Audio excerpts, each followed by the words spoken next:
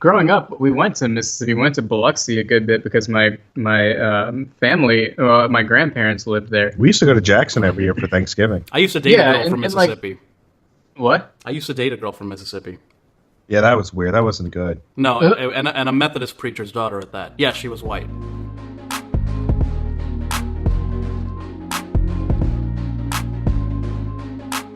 Yeah, my grandmother's Japanese, and that's obviously a strange place for somebody who's Japanese to live. But like, I guess I wasn't really exposed to much of Mississippi, but like, it's really just a shithole still.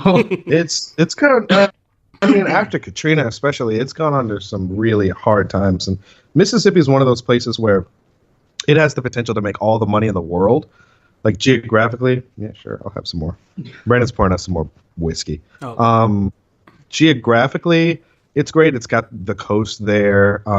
There's lots of swampland, but I mean, think about the revenue they could get from growing weed in Mississippi. Like, holy shit. Mm-hmm. But they are a population of people, at least a lot of them, because there are pockets of extreme intellectualism in Mississippi. But the main population of Mississippi cares more about their religion and their Republican beliefs than they do about progress. And that is terrifying, and I'm glad that they only count for like 3 electoral college votes because that shit is crazy. And I want to write about this one day, but the amount of money that has been taken away from the population by like oil barons, basically. Oil companies came through Louisiana, Mississippi, Oklahoma, and like a lot of these states, and they have these mineral rights where basically they can just take your fucking land and get all the oil underneath it. And they keep a stranglehold on these states because they know that's like the only place where you can get domestic oil. So, you know, the money that comes in is just pocketed by people in Congress or people in government. Nobody on the ground sees any of that money. So it stays really poor. Is that what the deal is in Mississippi? It's oil rich? It's not oil rich. I think it was oil rich. I think Mississippi and Louisiana and Oklahoma and of course Texas, like they all had oil, but the companies all screwed those states out of it. So yeah, it's fucking crazy. That's the whole thing, though. That's politicians and the lobbyists that support them. Pretty much all they've done is pander to a lot of those states, those Bible Belt states, etc. Their religious beliefs and their comfort, like what the lifestyle that they're comfortable with. They've been pandering to that so much that like that's all that really matters. That's all that's valued down there. Well, it's got to be so easy for a Republican politician to go down there and be like, well, I'm here, so... Here, I like Jesus, I like guns, I like oil. And they're like, so and you're they're like, we like for you. us, right? Yeah, okay, cool. All Good. right. I'll be at your church on Sunday. And then eventually, when the bad stuff does come up, like, why is the economy so shitty? It's very easy to scapegoat immigrants, scapegoat populations that are disenfranchised. Just very, very easy to do that, and that's what they do, and that's where it comes from. Unfortunately, like immigrants have not always gotten the. I mean, they always have to some extent gotten the short end of the stick, but there was a time. Always, and they all. I mean, who knows if there will ever be a point where they don't? Well, there was a time. Irish immigrants and Italian. I mean, Irish and Italian immigrants got. They got a shit into the stick fucked. for yeah. But I'm saying like after a certain amount of time, like they blended. Not, yeah. But there's very little room for blending in a colored population. That's the thing, and a lot of people, and who this gets me mad. A lot of people love to bring up Irish slavery as like a device against talking about race in America. They're like, well, the Irish were slaves, and I mean, there definitely was indentured servitude. Having to do with the Irish as a way of, and I think there's still some of that going on, not with the Irish, but with other cultures, where to come over here, you pay off your debt basically with indentured servitude for like a few years. And they like to use that as an excuse, but it just does not compare because after a generation, nobody knows what you are, another white person. And even something to bring up also, at the same time that Ellis Island and European immigrants were coming in through there. Compare that to what was going on in California and the Asian immigrants coming in. Yeah, Like Yeah. there was completely two different systems. There were families being separated in California, children being held for like months to years, and people in general just being held for months to years in horrible conditions and without food or water directly given to them at all. They were just being held. It was more or less kind of a concentration camp. I mean, Well, they yeah, were well- internment camps. I mean, Yeah. Yeah, I mean that was World War II with the Japanese, but we can't also forget about the Chinese American expulsion. Yeah. There was an actual, because there was an immigrant population before, and they were expelled from the United States. There's been a constant history of bigotry when it surrounds people who look different from the major population in this country. So Brandon's taking care of a cat. It just came out. So if you just heard a meow in the background, what's his name? Teddy. It's Teddy.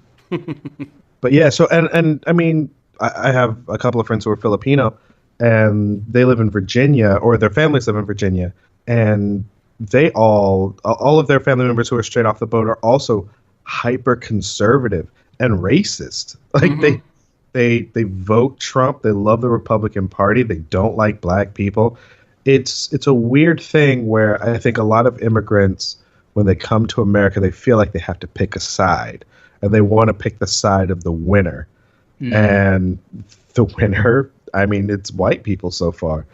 And it's a weird thing where you end up voting against your own self-interest. I also think it's a generational thing, though, because like the millennial generation of immigrants, second generation immigrants, basically, are completely the opposite. It seems like Yeah. the majority of them, anyway. They're incredibly progressive. They Yeah. socially and even economically, just politically, it's the complete other way around. I think. I think that type of. I don't know how that happened. I mean, I know how that happened. Well, I think it's I'm one of modern. them. I mean, But- it's the internet. You know, Yeah, I mean, I think exactly. like they're all, yeah, like they're all exposed to the internet, and they can see, you know, that exactly what I was saying. Like trying to get favor with a representative who is going to kick everybody out does not exempt you from being kicked out. And I think that Yeah. like really the internet is just like kind of in a weird way educates people on that enough to understand that like if I vote for Trump, he's not gonna not kick me out. Like Yeah. he very well could and will kick me out, you know. So it's like I assume that's where it comes from, but I definitely could be wrong. Also, I feel like there was a point where after Bill Clinton, I would say right around like the George W. Bush era, that was when a lot of the world turned its back, like the outside world turned its back on the Republican Party, because our foreign policy was such a shit show during that point. So I think that has also influenced heavily, like the new immigrants that are coming in. Like, okay, we don't fuck with these guys because they don't even want us here. It's interesting because I'm kind of in an odd, like, people my age who are immigrants are like very much able They to. probably go both ways. Well, no. It's just we're able to. We most of us have the same progressive values, but we also have kind of a better understanding of where the previous first generation, like actual like immigrants, like where they may be coming from. Not necessarily to excuse that type of behavior, that type of like really weird, like self-loathing conservative behavior. Yeah.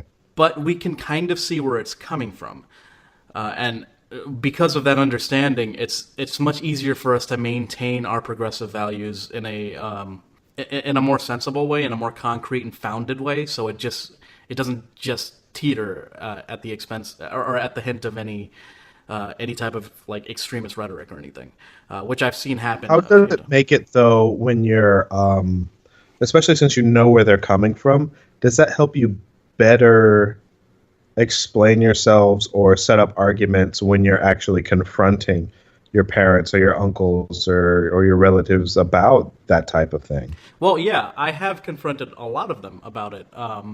My mother used to hold really weird views about a few things, but when I explained it to her, like in a very like, hey, we're part of these people that are being oppressed as well. So when you are holding views that may be that you may think is not affecting you, that it really is, because every disenfranchised person in this country, we're linked. Whether you be a person of color, whether you're a woman, whether you're part of the LGBTQ community, we're all linked, because that oppression is all linked. So if you help maintain one semblance of, or one aspect of that oppression, you're helping maintain all of it. And so, like, I spoke to my Uncle Sam too, the gun-toting redneck in my family. So I spoke loves thick Latin. Well, I spoke to him about this. Like, I very much obviously spoke to him about his own status, about like what would happen if people like Trump, when they get into power, or when they are in power, how it affects him personally, but not just him, his daughters, and my cousins. And my cousins stepped up and said, we are seeing a lot more racism. We're experiencing it in school way more than we have before. And I told him, like, when I was going to high school, I didn't experience anything that my younger cousins are experiencing. Which should be is totally opposite. Yeah, but I mean, unless it was from like me and JD, which sorry about that, John. To explain, actually, this illustrates the point really well. When John moved into the neighborhood in Garner, North Carolina, there were two races. There were three. There were three races in Garner, North Carolina. You were black, you were white, or you were Mexican. Mm-hmm. So John moved up the street, and one day I don't know what I was doing. I was in the living room, and I looked out the window, and I saw he and JD talking. I was like, who's that kid? Never seen him before. And then I came out and I was like, and I was like, oh shit, that's banger. That's a dope song. If everybody would just introduce themselves as their like musical, the music of their culture, right? That'd be so much. That's easier. Actually the most. That's like the most like white person, like ultra liberal kind of like masked racist thing. I could totally see somebody saying that. Like, what if we just had, whenever you get off the boat, you just have to dance and sing like your culture, and then everybody will know it's okay. When you put it that way, it's way worse. I was just saying, like, it'd be pleasant if everybody would just introduce themselves in there. When my family gets off the boat, we have to sing "T'Challa-lo, T'Challa-lo, T'Challa-lo." But the next time I hung out with JD, I think we were like shooting basketball or something. And JD's like, he's basically one of the best friends of John and I. He's my best friend. We grew up together. And we were shooting basketball, and I was just like, hey, who's that Mexican kid? And JD was like, huh? Yeah. And I was like, that Mexican kid that lives up the street. And he was like, who? And I was just, this Mexican guy who lives here. He's a new kid. And he was like, oh, John. He's not Mexican. And I was like, what? Wait, what is he? And it was like this mind-blowing revelation. I'm a human, Ben.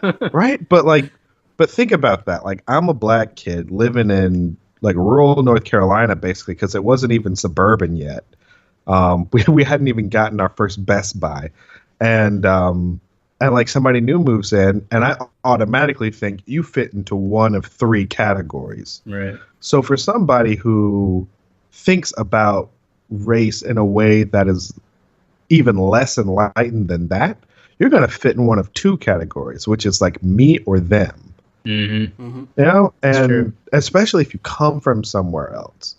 And so, yeah, I think it's a very interesting phenomena, but a lot of people have got to talk to their families about it, because there's still insular racism and kind of self-deprecating policy. That when people vote for it, they don't realize they're voting against themselves, and that's... Yeah, I was going to ask John, like, what... So you obviously talk to your family about this kind of stuff, but you also have a podcast that is specific to this, and you know, like, you have a certain upbringing or whatever, but how common do you think that is for people in a similar situation to you to talk to their family about this kind of stuff? Because for me, like, my family is progressive enough that I don't really necessarily need to go that route, except for there's a handful of them that aren't. But but like, given he that, still like, doesn't I talk honestly, to those motherfuckers. He's not saying that. Yeah.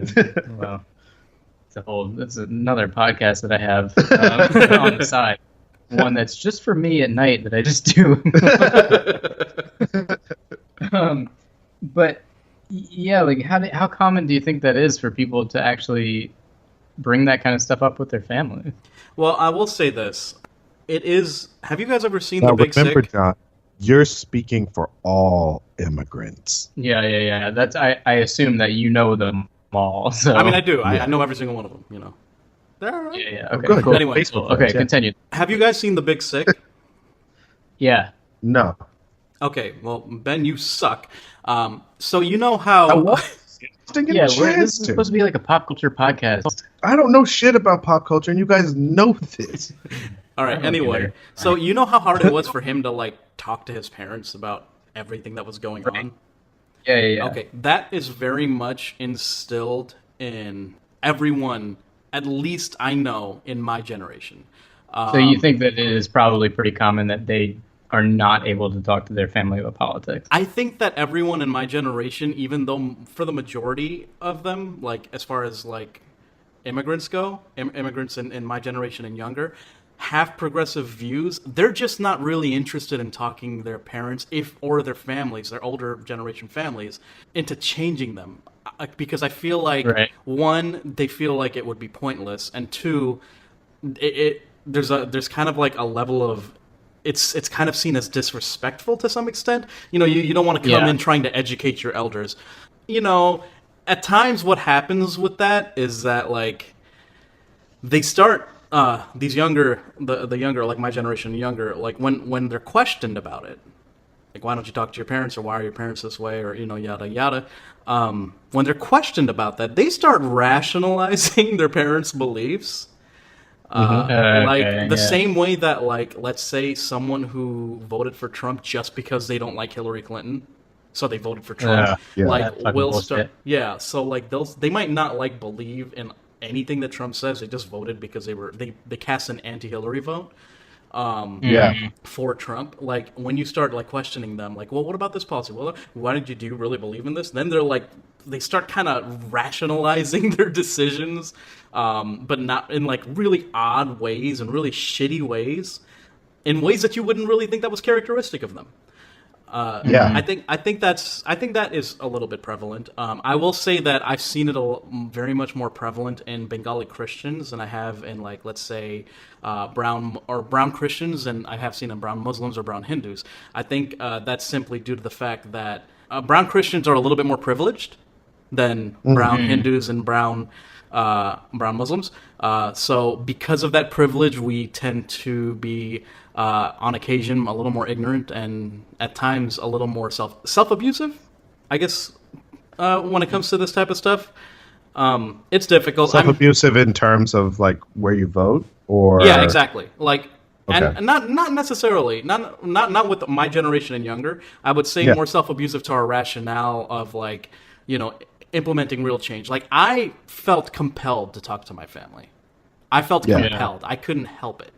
And That's because you talk too much, John. You've always talked too much. Well, that's probably true. But a part of that was also the fact that, you know, I just had my daughters. Like, they're Yeah. and I felt really compelled. Also, I mean, to John's credit, to the world outside, you're going to actually hear me say something nice about him for once. Hold on, I'm recording this, and it's gonna be broadcast. Go ahead. I changed my mind. John's a fucking asshole, and I hate him.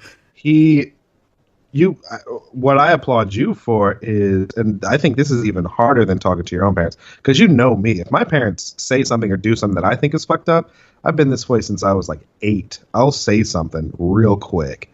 I've always been kind of a mouthy kid, even though they don't like it. But what I would find more difficult, and what you did so well, was you spoke to your in-laws about it. And because your in-laws are white and you're Bengali, like, that's already a divide there. Because they're white and conservative, that's even harder. Like, I couldn't, if Allie's parents were conservative, I don't know what I would do. That would just be a mess. Yeah. I mean, she's outspoken enough that she would take care of it. I wouldn't have to. But the thought of that, of being with somebody, starting a family and loving that person, but then in-laws come in and it's like you have to deal with a very different mentality that is almost, I mean, that is detrimental to your family. Because if you got picked up, I mean, the way that they're picking people up in New York, at least that I know of, is they're starting to process people. They're detaining and processing people before they even really look at their ID. They're almost picking people up that look and sound different and just like making assumptions. And it's Jesus Christ. kind of, yeah, it's pretty much the mayor that's keeping ICE from going completely nuts in this city because we are an immigrant city. So to imagine that your family could be so heavily impacted if for some reason you were protesting or something and they were picking people up in ambulances. So let's say that you got pepper sprayed or something. They would put you in the back of an ambulance and they would start processing you immediately. You wouldn't even have a fucking chance. Mm-hmm. And then there's your family waiting for you to get out of wherever they're holding you for like possibly days. Mm-hmm. And like you have to express this to your in-laws. I mean, I was really, when you told me about that, I was like, holy shit, John. I'm like, huge applause. And I've met your in-laws. They're great people on a personal level, but that is a really detrimental political view to your like family core. Now you have to also understand that like when you try to explain this type of stuff, the only way that this will impact them in the right way or in the way that really makes a difference for the better is if their priorities are right. So when I spoke to my parents, let's say, their priorities, I knew their priorities. Obviously, they're my parents. So I explained that to them, and I knew that their priorities would be family and whatnot, and that's what's important to them. And when I explained to them exactly why, being having Islamophobic tendencies or any of that, or even though you may not like certain things that Hillary Clinton does or whatever, voting one way or another. I mean, thankfully, my parents never considered voting for Trump, thank God. But yeah, your mom would joke about that shit a lot, though. It made me a little uncomfortable. yeah, she did that just I was to like, mess. John, what's going on? She did that to mess with me. But like, my dad was like, my dad was just like, "Are you kidding? Your mother would never vote for that asshole." And thankfully she didn't. But the thing about that is that the priorities were right, and even my Uncle Sam, he taught like. It took a while. It took a few visits, and it took a few conversations that I made him sit down and have with his daughters. Sorry, I was just thinking about if you were like, well, think about when both the thick Latin asses were deported. How would you feel then? And he was like, oh, man, that's not cool.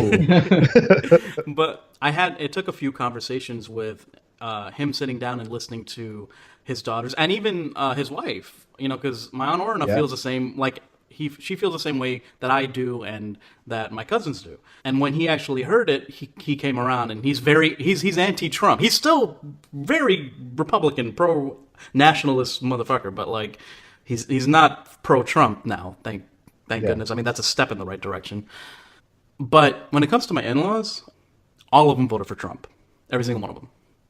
But my mother-in-law, after speaking to her several times, and she's really open. She's a really and she's actually registered Democrat. She votes Democrat all the time. She felt compelled to vote for Trump because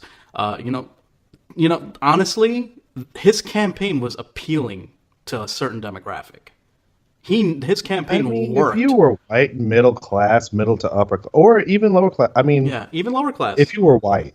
Then Trump appealed to you. I mean, they knew how to manipulate. That campaign knew how to manipulate that demographic. That's what it was about. That and of course the Russian hacking and all the ads that they flooded the internet with. I mean, right. For sure. They went for a certain type of person, and they got them good. Yeah, and so like I kind of came in with that approach. We're talking to everybody, but like my mother-in-law, she heard, like she's a very open person. She understands. She wants to hear. She wants to understand, and. It took a bit, but after in the past year, I mean, there's been a huge shift in her perspective.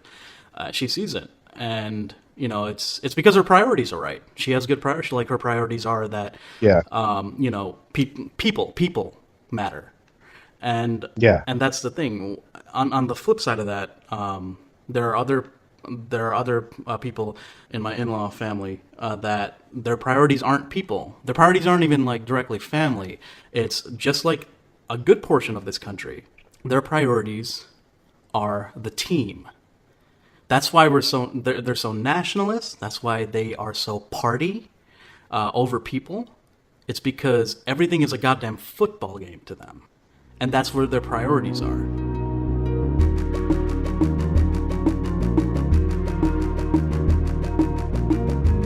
Ironically, the reason why my parents wanted to move to the States is because Bangladesh is a very new country. That it won its freedom in 1977, and it became a country then. It's because Why did they? Is it because they were majority Muslim that they broke off and No. became Bangladesh? Nope, not at all. Well, That's what why happened? that's why Pakistan actually broke off from India. Now, Oh. Bangladesh before 1977 was called East Pakistan. So my parents were actually born in East Pakistan. I'm the only Bengali in my family. Wait. but- So wait. Okay. So both countries were a part of India, Yes, the India and India then encompassed Pakistan. India encompassed both all three: India, Pakistan, and Bangladesh.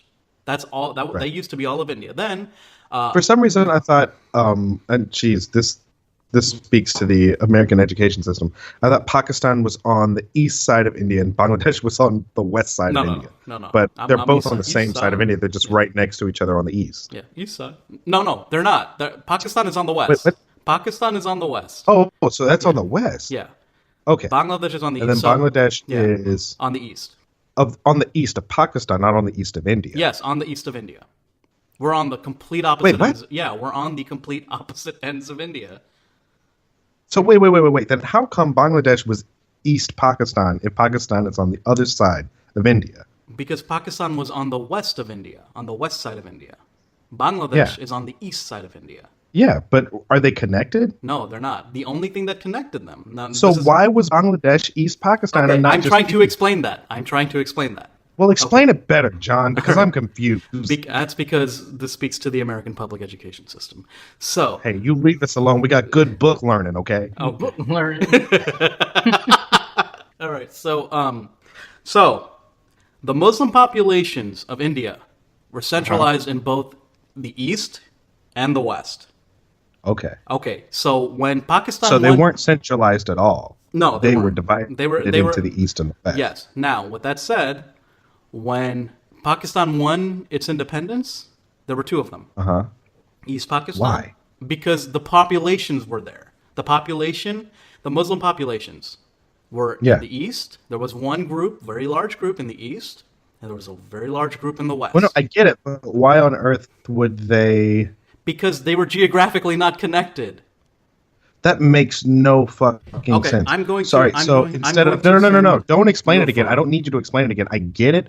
What I'm saying is, if Pakistan won its independence, why didn't they say, like, okay, you are the Muslim state of India. Everybody who's a Muslim, just go over here. Because and this is what I'm going to bring up now. This is where Bangladesh comes into play. Now, the people in East Pakistan had their own language. It was Bangla. The Yeah. people on West Pakistan they spoke Urdu. Okay, so that's why they kept them divided. It's because the people in East Pakistan. Okay, the decided- languages, yeah, okay. Yeah. Okay. So, but what ended up happening is a couple of decades later, in the 70s, West Pakistan, who felt they had a superiority over both Pakistans, said, no, our national language is going to be Urdu. And East Okay. Pakistan said, no, that's not going to happen. So there was literally a So there fight. was, okay, wait, going back. So there was, even though there were two Pakistans not joined by geography at all, they were still governed by one governing body. Yes, That's insane. I think. I know there was definitely, if they weren't necessarily governed by one body, they were figuring that out. Like Yeah, it's such a new country. It was just, in either case, West Pakistan felt like they had a jurisdiction over East Pakistan. Okay. So, and they said that you guys are not allowed to speak Bangla anymore. Urdu is our language. And obviously Yo, just knowing your dad, he would be so pissed off if somebody was like, "You can't speak Bangla anymore." well, that's one of the reasons. One of the reasons why my father is so prideful of the language is because there were the whole war for Bangladesh's independence was literally for freedom of speech. It wasn't so like and this is another thing, like when we hear about the American Revolution, like even now, like when I hear about it, like and people are like, we fought for freedom and freedom of speech, and I'm like, fuck you, you fought it over taxes. My fucking country fought for freedom of speech. So like, but in any case, like there's literally an International Mother Language Day that happened about 2 or 3 days ago. That's celebrated because they shot several like hundreds of college students during the 1977 Bangladesh Liberation War, For speaking Bangla. So it was punishable by death. Yeah, definitely. Like that war was horrible. Like people. That's fucking crazy. Yeah, millions of Bengali speaking people, were murdered. They were raped. Millions. Like I think it's the second biggest massacre in the world that's documented since the Holocaust. So with that said, now the point that I was trying to make was when my parents the reason why my parents immigrated to the States is because Bangladesh at the time was still a new country. Like I said, it just got its independence in 1977. My parents were married in 1981, and I was born in 1986. They decided to move to the States because at the time, people were still deciding what rights and what the government was supposed to be. So there were protests happening at every university almost every day. Okay. It took people like a decade to get a bachelor's degree because college campuses were shut down all the time. So like, wow. So it was like the 60s in the States times 50. You know what I mean? Like just really, really heavy on the politics, really heavy on the revolution. But my parents moved here because they figured that if my education was going to have any chance of prospering, they would have to move to a place where this type of shit. Oh, Brandon was looking at a map because we were looking at Bangladesh, and then he went down towards Madagascar, and then he looked at the island of Mauritius outside of Madagascar. Mm-hmm. And I was telling him there's a lot of Hindus in Mauritius. Mm-hmm. It's like a thing. In fact, a lot of people think they reference Hanuman in Black Panther as a direct tribute to the Hindus in Mauritius. But anyway, go ahead. That's actually really cool. I caught that too. There were like art think pieces about that one line. It was really cool. Anyway, well, that's a thing, because it's like, why is he talking about Hanuman, who's a Hindu deity in Central Africa? As if there are no Hindus in Africa. As if the whole subcontinent of South Asia did not branch off of Africa. Well, that's the thing, but so many people, here's the thing, like, that a lot of people have no idea that that's even a thing. Mm-hmm. Okay. Even though, like, India and Africa have both been aware of each other for thousands of years. Mm-hmm. In fact, at some point, some people came from Africa and decided to live in India. Yeah, exactly. But I think and vice versa. There are actually a lot of, especially during the 1900 colonial period, a lot of Indians migrated to Africa, like particularly North Africa. I mean, especially, Northern Africa, but also in like Madagascar and Mauritius. Oh, definitely. There's a lot. Yeah. Anyway, keep going. Sorry, okay. No, you're fine. So it's funny. Yeah, they're on. Sorry, we're looking at the map right now. Bangladesh and Pakistan are so far from each other. I mean, if you look at this like 200-mile thing, it looks like they're at least 1,000 miles apart, maybe like 800. Yeah. I mean, they're like good, like halfway through. I mean, I don't know if this scale is right, but I think I think Google Maps scale is, how big is Africa? If Africa is massive compared to everything else, then it's the right scale. Yeah, they're very far apart. They're definitely far apart. Yeah, it may not be the right scale, but this looks like as if in New York, we're in New York now, and you're in Missouri. Yeah. It's about the same. That would be like if New York and Missouri decided that they wanted to be one country, but everything in between was still the United States. Yeah, pretty much. Color Correspondence was produced by Jonah Q, with music also by Jonah Q. This is a Full Metal Workshop podcast. If you like it, please subscribe. For more info on Full Metal, you can visit fullmetalworkshop.com, find us on Facebook, or on Instagram at Full Metal Workshop.